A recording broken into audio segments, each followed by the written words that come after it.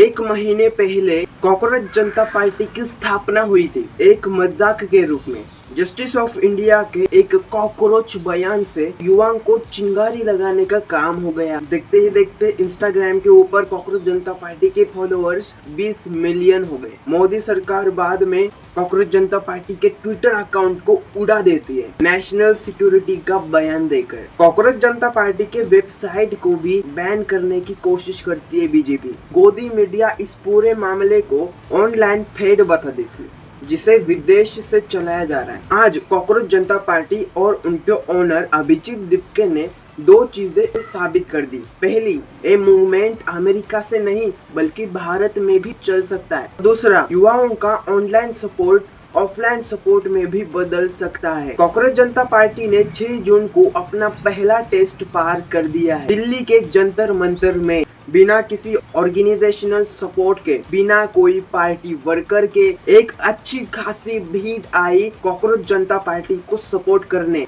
ये अपने आप में ही जीत है। इस प्रोटेस्ट से पहले गोदी मीडिया बता रही थी कि ये प्रोटेस्ट फेल होने वाला है। शायद से सरकार को अंदाजा भी नहीं था कि यूपी, उत्तराखंड, हरियाणा से स्टूडेंट आ पहुंचेंगे जंतर मंतर प्रोटेस्ट के लिए। अमेरिका से आते हैं अभिजीत दीपके, साथ में आते हैं सोनम वांगचुक और ढेर सारे लोग। खास कर स्टूडेंट इस प्रोटेस्ट का हिस्सा बनते हैं। इस प्रोटेस्ट की मांग साफ थी, धर्मेंद्र प्रधान को इस्तीफा देना पड़ेगा।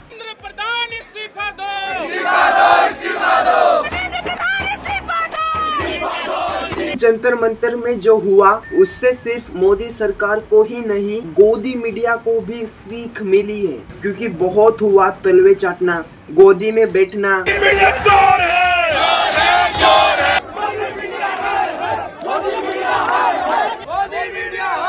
पब्लिक को सब कुछ दिख रहा है। मेन स्ट्रीम गोदी मीडिया की चलती तो इस खबर को पूरी तरीके से ब्लैकआउट करती, लेकिन जैसे जैसे वहाँ भीड़ हो गई तो उनके पास कोई ऑप्शन नहीं था। थोड़ी बहुत खबर दिखानी पड़ी। एंकर की हिम्मत नहीं हुई कि कोई जंतर मंतर जाए। अंजना, नाविका, रूबिका, सुधरी, अर्नब, कोई नहीं पहुंचा। हाँ, ये नमूना जरूर पहुंचा था, लेकिन इसको कॉकरोचों ने घेर लिया। तो मैं इस चीज को बहुत क्लियरली समझना चाह रहा हूँ। मेरा बहुत बेसिक सवाल है। आज के इस वीडियो में हम डिस्कस करेंगे क्यों ये नियर स्पॉन्टेनियस है। कॉकरोच जनता पार्टी का प्रोटेस्ट काफी दिलचस्प है। क्या इसके बाद कॉकरोच जनता पार्टी अपने ऑनलाइन मोमेंटम को ऑफलाइन ले जाएंगी और युवाओं को अपने प्रोटेस्ट में शामिल कर पाएंगी, इसको नेशनल बना पाएंगी? और सबसे अहम सवाल, अपोजिशन पार्टी जैसे कांग्रेस कॉकरोच जनता पार्टी से नाखुश क्यों है? और देश के युवाओं के लिए सवाल उठाना ऑप्शनल नहीं, क्यों कंपलसरी हो चुका है? क्योंकि कॉकरोच जनता पार्टी के आलोचक इस बात पे डिबेट जरूर कर सकते हैं कि आगे क्या होगा, आगे वो क्या कर पाएंगे, लेकिन इस बात पर कोई डिबेट नहीं है कि स्टूडेंट्स में भीषण गुस्सा है। हमारा एजुकेशन सिस्टम पूरी तरीके से चुरमुरा गया है। कांग्रेस पार्टी भी पेपर लीक के टॉपिक को लेकर जोर शोर से इसको उठाने की कोशिश कर रही है, प्रोटेस्ट कर रही है, लेकिन उससे इतना अट्रैक्शन नहीं मिल रहा है। स्टूडेंट के लिए डबल चुनौती हो गई है। एक तो एग्जाम ठीक से होंगे या नहीं, पेपर लीक ना हुआ तो सीट्स कम है। 6 जून को शुरुआत होती है। कॉकरोच जनता पार्टी के सपोर्टर से वो जंतर मंतर पहुंचना शुरू करते हैं। सुबह से 7:30 से ही पहुंचना शुरू करते हैं। कॉकरोच मास्क लेकर, ट्राई कलर लेकर और फ्लावर्स लेकर, कहा गया था कि मुंबई पुलिस ऑफिसर को देना है और दिखाना कितना शांतिपूर्वक प्रोटेस्ट है। बाद में टेम्परेचर 40 डिग्री के पार पहुंचता है, लेकिन फिर भी क्राउड धीरे धीरे आना चालू करता है। जो एक्सेप्टेशन था कि कोई भी लोग इस प्रोटेस्ट में हिस्सा नहीं लेंगे, लेकिन लोग आए। वो सुबह आना चालू करते हैं। लोग जंतर मंतर पहुंचते हैं बिना किसी पार्टी के बस से।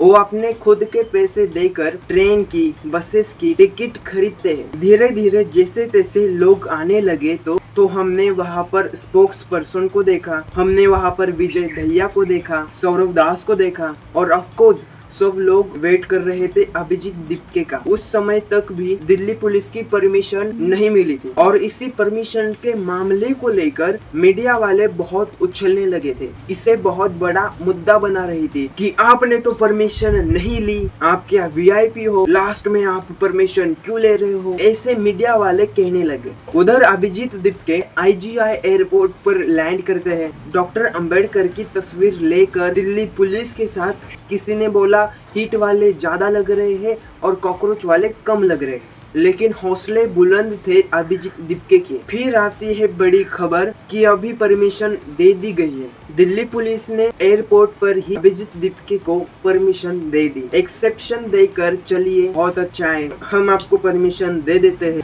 अब आपको पुलिस स्टेशन आने की जरूरत भी नहीं है। ये बातें पुलिस वाले कहते हैं। इस परमिशन को लेकर पॉलिटिकल से लेकर बहुत कंट्रोवर्सी हुई है। परमिशन मिलने के थोड़ी देर बाद जो खुशी की लहर जंतर मंतर पे होने लगी और जब तक दीपके वहां पर पहुंचते हैं तब भीड़ वहां बहुत होने लगी।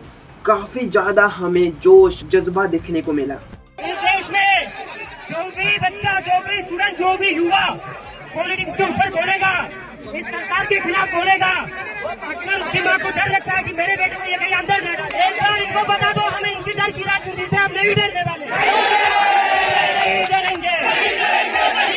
बहुत लोग इस प्रोग्राम को डिस्टर्ब करने के लिए आ गए थे। कोशिश भरपूर की थी कि इस जगह पर झगड़ा हो, हाथापाई हो। पहले की सरकारों में नहीं होते थे, ठीक है तुम्हारी सरकार से पहले की सरकारों में होता तो हर बार होएगा क्या?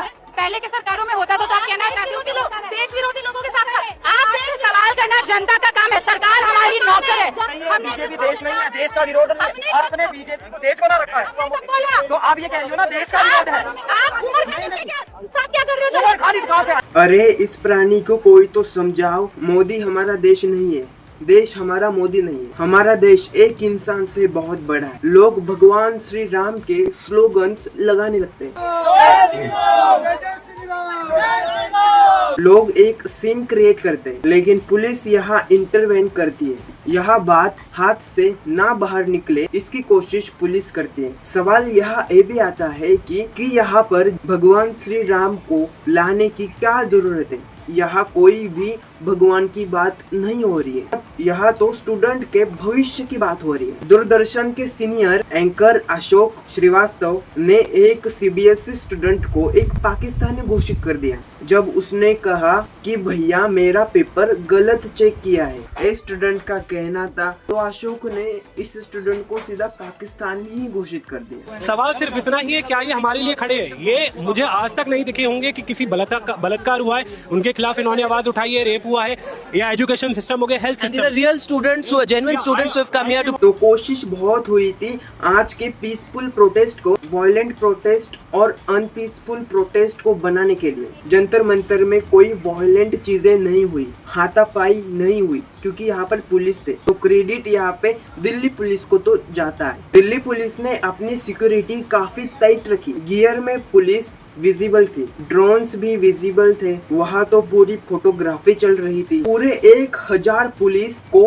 दिल्ली पुलिस ने डिप्लॉय कर रखा था। प्रधानमंत्री नरेंद्र मोदी और धर्मेंद्र प्रधान के रेजिडेंस के सामने बहुत ज्यादा सिक्योरिटी थी। उसके बाद क्राउड में उत्साह आ गया क्योंकि सोनम वांगचुक वहाँ पे आते हैं और वहाँ पर कुछ स्लोगन्स भी सुनाई दे रहे थे कि Sonam Wangchuk new education minister. Sonam Wangchuk ने स्टूडेंट के साथ भी बात की कि भैया देखिए धर्मेंद्र प्रधान को इस्तीफा देना पड़ेगा। सिस्टम को, प्रणाली को सुधारना होगा, निजाम को बदलना होगा। सिर्फ परीक्षाएं नहीं, हम सारे मंत्रालयों में बदलाव चाहेंगे।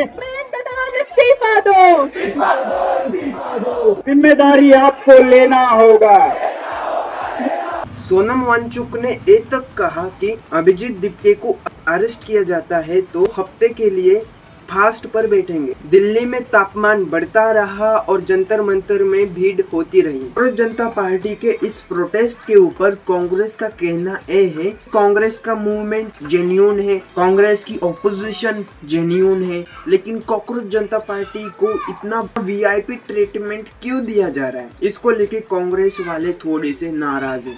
इतने गर्मी के बावजूद वहाँ पर जो लोग थे उनके अंदर एनर्जी थी। इस एनर्जी को देखते हुए कॉकरोच जनता पार्टी के फाउंडर अभिजीत दीपके ने कहा कि 5 बजे तक धर्मेंद्र प्रधान रिजाइन नहीं करते तो हम इस प्रोटेस्ट को नेशनल लेवल तक ले जाएंगे। लेकिन अब तक धर्मेंद्र प्रधान जी ने रिजाइन नहीं किया है। तो देखते हैं कॉकरोच जनता पार्टी इस प्रोटेस्ट को कैसे नेशनल लेवल तक ले जाएगी। अब कॉकरोच जनता पार्टी को नेशनल लेवल पर प्रोटेस्ट करना है, तो इसके लिए कॉकरोच जनता पार्टी को किसी पार्टी की जरूरत पड़ेगी। तो देखते हैं कॉकरोच जनता पार्टी आगे क्या करती है। बाकी दोस्तों आपको क्या करना है, बस इस वीडियो को एक लाइक करना है, शेयर करना है, सब्सक्राइब करना है और थैंक्स फॉर वॉचिंग।